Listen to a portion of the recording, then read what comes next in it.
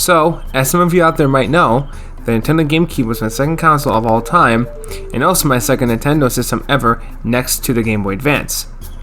At the time, I grew up playing some great classics here and there, and even got to own some of them. Unfortunately though, Pikmin was not one of those games. This is actually my very first run of the mill on this game. In fact, I'm still playing through it while I'm making this review. However, I will have the game finished by the time that you're watching this video halfway through or so. And with that being said, here's my review on a Nintendo classic, Pikmin 1 on the GameCube. Let's begin. The game starts off with a tiny astronaut under the name of Captain Olimar. This is a character that you will be playing as throughout the entire game. His Japanese name is actually an acronym for Mario, Orima. I don't know about you, but I personally think that's pretty neat. He ends up crashing on some new, strange, mysterious world to him. The first thing he notices is that his ship, named the Dolphin, which is pretty appropriate to the GameCube, has been scattered into 30 different pieces. He must retain said missing pieces in order to get his ship functioning again. He also has 30 days to find these parts, otherwise his suit will run out of oxygen. The oxygen on this planet that he has landed on is actually straight up poisonous to him. So, if he does not receive all 30 parts in the allotted amount of time, he is basically doomed to die. Now, I do want to touch on something briefly about this planet before moving on to Pikmin 2. I think that's supposed to be Earth, just maybe, but in the far future. You see, Olimar is human, but the dude's no bigger than a cherry or a quarter or even a GameCube disc according to the manual. I mean, you can see it right here. In fact, as we see in sequel games, his whole planet is basically microscopic compared to us, and that the human race there are just generally tiny, again, compared to our species of humans. So, the humans on Olimar's planet are much, much more smaller than the humans here on Earth. So, for the fact that the air is poisonous, could it be that this Earth could be an Earth in the far, far future? After the human race has basically, passed away, maybe the toxins in the air has killed us all off, and maybe it doesn't affect the plants or other wildlife around it, and maybe new life got bred into existence. I know it's a bit of a gruesome thought and a bit of a stretch maybe, but it is possible. Nintendo themselves have never actually revealed the name of the planet itself, but it is strongly hinted that the planet is supposed to be Earth, especially in Pikmin 2. With the objects that you collect, you can just kind of tell. And I'll discuss more about that when I get to Pikmin 2. But for right now, let's move on with Pikmin 1. So, Olimar is supposed to carry all 30 pieces back to his ship, but he can't do it alone. The pieces are too big and just kind of heavy for him to pick up. Suddenly, when exploring, he comes across a strange-looking onion-shaped spaceship that he decides to name the Onion. And what sprouts out of the red onion spaceship is the first ever red Pikmin. Olimar himself decides to name these little creatures the Pikmin, naming them after the Pik characters that he loves to eat so much back on his home planet. That's kinda cute actually. The Pikmin quickly latches close to Olimar, and he has to do whatever the good captain commands. This is where the gameplay truly begins, and the story just kind of hangs tight as you progress through the game, like most Nintendo games do. You can quickly gather more red Pikmin with just the one in order to collect more pieces for the Dolphin. Shortly after you collect a certain amount of pieces, a new area is opened up to you. There are 4 in total. The Impact Site, which only has 2 pieces and can be used as a hub to gather such farm for more Pikmin, the Forest of Hope, the Forest Navel, and the Distant Spring. Once you collect 29 out of 30 parts, you're able to unlock the last/5th area where the last/30th piece of the ship is located at, the final trial, which I'll talk more about that a little while later in the video. Along the way, you encounter 2 more different kinds of Pikmin, blue and yellow. The red Pikmin are actually sort of the most basic yet strongest of the 3. They can also withstand fire, but that's really all they got going for them. They will die instantly if they touch the water, and so will the yellow Pikmin, but not the blue. The blue can withstand the water.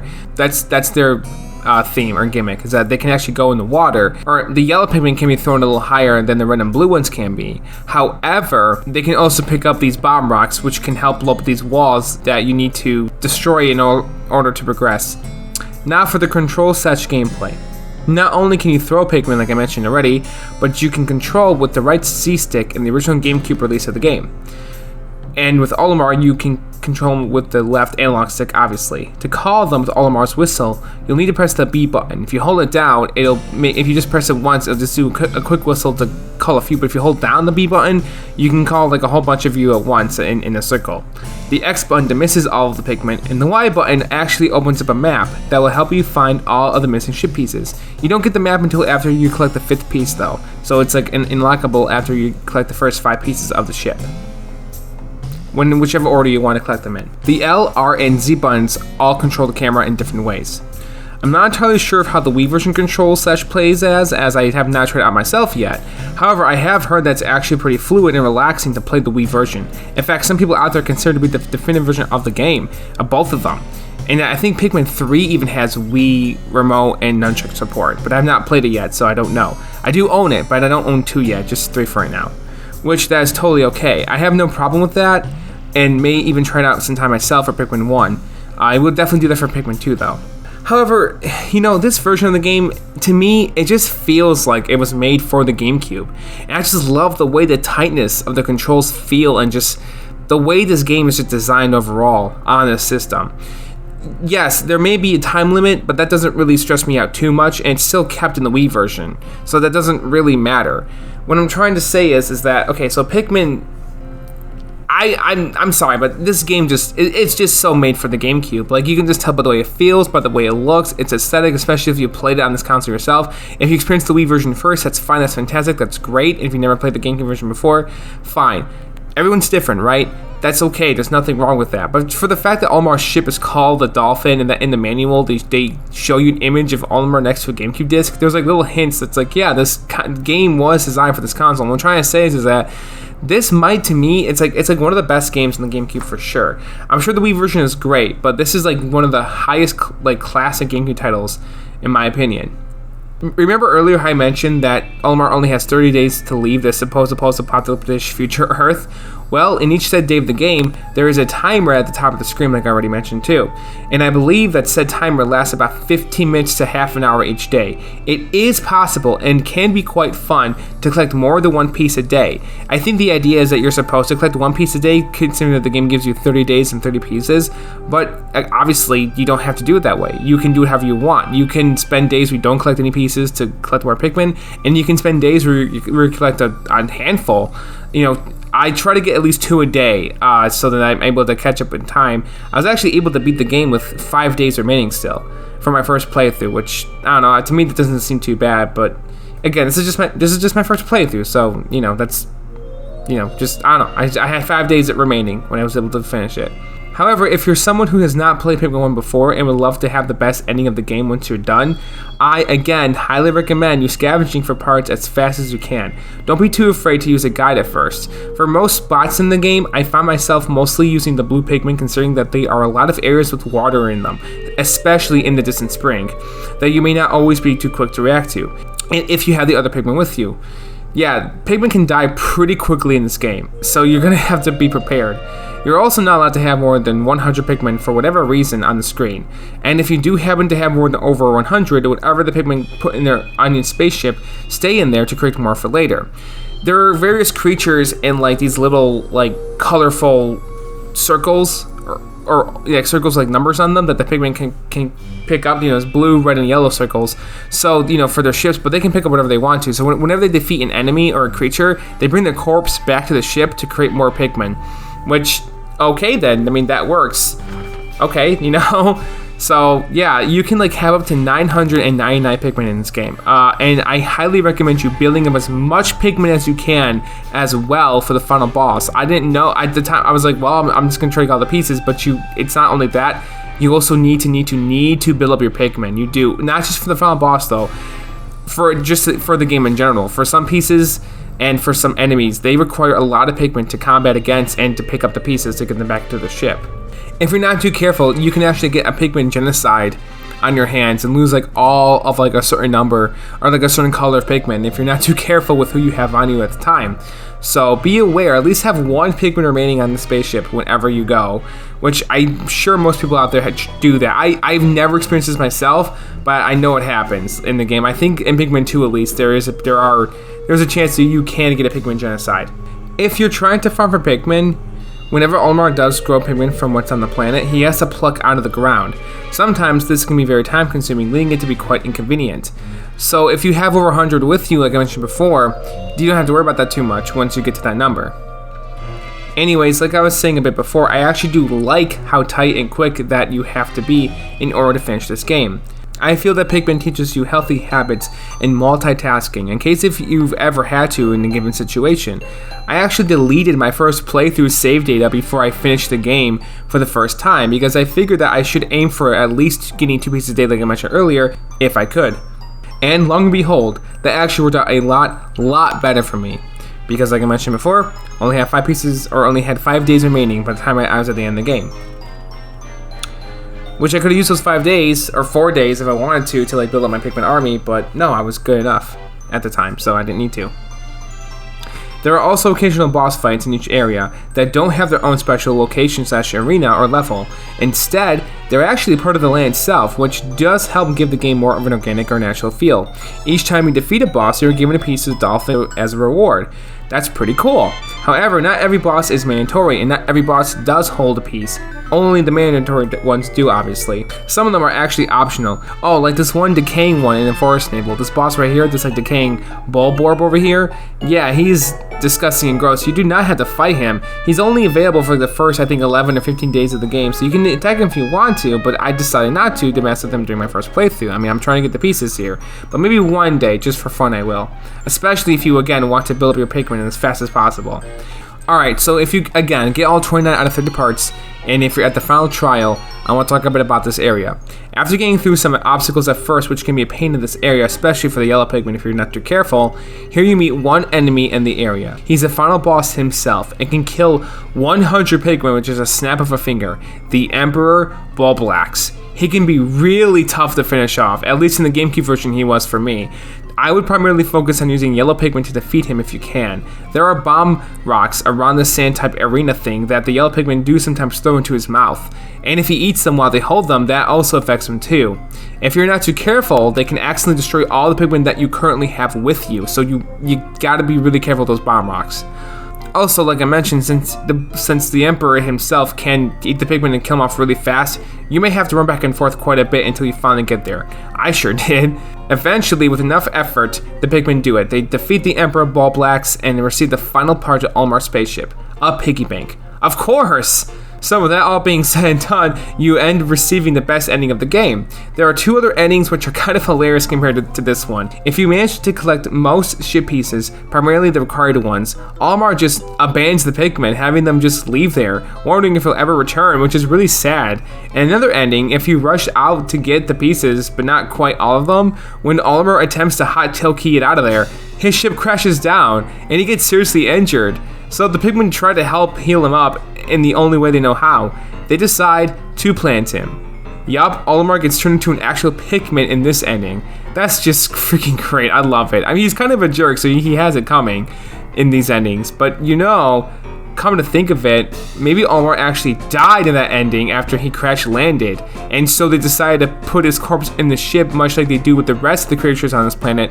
That's why they turn him into a Pikmin. That's kind of creepy, that's true, but I mean, I don't blame the Pikmin for doing that, but it's just kind of, that actually kind of adds more like humor to it, if it's true. But yeah, overall, the best ending of the game is indeed the best ending, and you even get to see a moment when the Pikmin fend for themselves against a Bulborb without needing Olimar's help.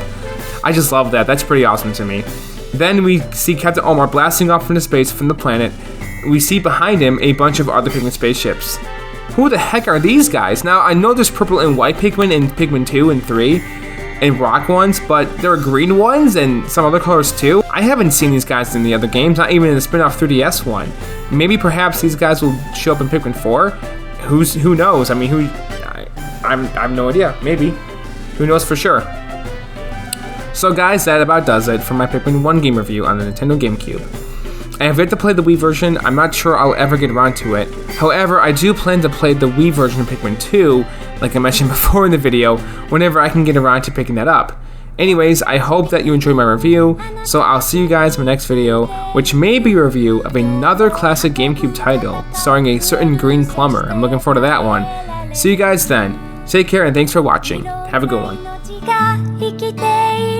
この星で今日も運ぶ戦う増えるそして食べられる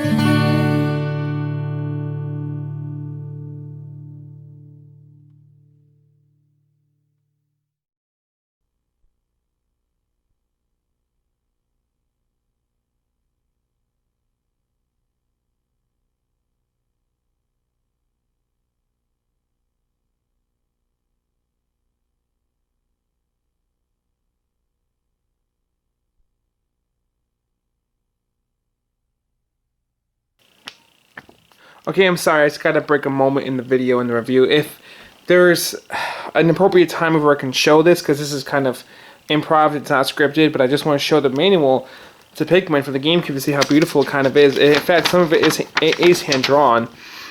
One of these nice little images and graphics. We have this opening like little booklet here that looks like something of like a story, like a storybook with Olimar. And then here we learn his home run is called Hakotate, which I should have, known that because I read this manual briefly before, but I forgot to mention it in the video. And then, actually, I might just put this at the end of the video if nothing else. And then we have this page, of course, of the Pikmin, which I love this. I love this, the size of Pikmin. Olimar is about the height of a quarter, and Pikmin are smaller still. Yeah, the height of a quarter. Now, I think I read that somewhere online. I don't think I saw this in the manual, but somebody mentioned it online when I was looking at information about the game, or, when I was like playing at the time and stuff. And it says, and Pikmin are smaller still. Compare them to ordinary objects around you, if you will. Look at that. I mean, if you have the Pikmin amiibo, or count the Olimar amiibo, those are probably actual size. Maybe not. Maybe they're a bit bigger. They're definitely bigger in Smash Brothers. I didn't know that Olimar was not from Earth. I thought, for the longest time, I thought he was from Earth, and that the Pikmin planet is its own planet. But no, I think it's the opposite. Is that, obviously, he's from his own planet. And the Pikmin planet, again, might be Earth, but we don't know for sure. What a beautiful manual. What a beautiful, beautiful gaming manual. Like, manuals kind of have to come back. Like, I don't know. Like, they don't really have to, because nobody's going to look at a manual this beautiful. But I didn't look at manuals when I was a kid. I didn't, and I had manuals like this. Like, for Sonic Adventure 2 Battle, that is a very colorful manual, but I never really looked at it as a child. And I think the Wind Waker also has a really colorful manual, and so does Mario Sunshine. I had those games. Didn't have Pikmin, though, but I wish I had this freaking game. And I wish I actually looked at the manual, because manuals are actually really, really cool. GameCube manuals are just really colorful and pretty. And look at this. Yeah, man. That's some good stuff. Idle Pikmin. That's what they look like. So, really, this whole manual tells you everything you need to know about the game. Just don't watch my video, just read this, right? Like, no, I'm joking. But yeah, it's some good stuff. Some good stuff. Oh yeah, it's telling you not to do that, obviously. There's the Bulborbs, which I was calling them Bulbasaurs for the longest time because it's hard to remember their names. But Bulborbs. I kind of want a plush of that.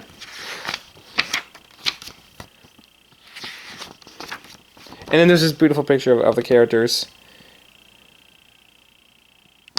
I'm a part of this Nintendo group online on Facebook, and somebody showed a picture of they requested Nintendo to make Pikmin 2 at the time when they played this game. They sent them a letter asking them to make Pikmin 2, please, because they love the first one so much. And Nintendo sent them a poster of this image signed by the staff. It might have been, I didn't read all the signatures, but it might have been just from like Nintendo of like America or Europe or something. Because it was in English, I could read what the person was saying. It might have been from, it might have been from Nintendo of Japan. The signatures did not look like they were in kanji or anything like that, though, so maybe not. But that is just a really sweet, touching story, kind of, to me. Maybe that person is solely responsible of why we have Pikmin 2, and if they are, well, thank you so much for that. Or there's a chance they were developing it at the time when they wrote that letter, but maybe not. Maybe since one person out there loved the game so much they wanted a sequel, Nintendo's like, we gotta make a sequel. But Shigeru Miyamoto himself loves Pikmin. He created the series. It is his brainchild. This is his brainchild series. So he wants more Pikmin, and so do we. But I love the series. I only have the 1 and 3. I don't have Hey Pikmin. I have a demo of it on the 3DS, but I don't have Pikmin 2 yet. But I want to get it for the Wii because I have 3 for the Wii U. I'm going to get 4 for the Switch. So there we go. So that's why I want 2 on the Wii and then not the GameCube. But yeah, so that's it. Thank you for watching my Pikmin review. I gotta pick it up. So Yeah, man. I mean, what a beautiful game. Play this game if you haven't before. Definitely one of the best on GameCube. Thank you so much for watching my video again. Goodbye. That's it for this little epilogue thing. See you later. See you in my Luigi's Mansion review, which I hope is next. Bye.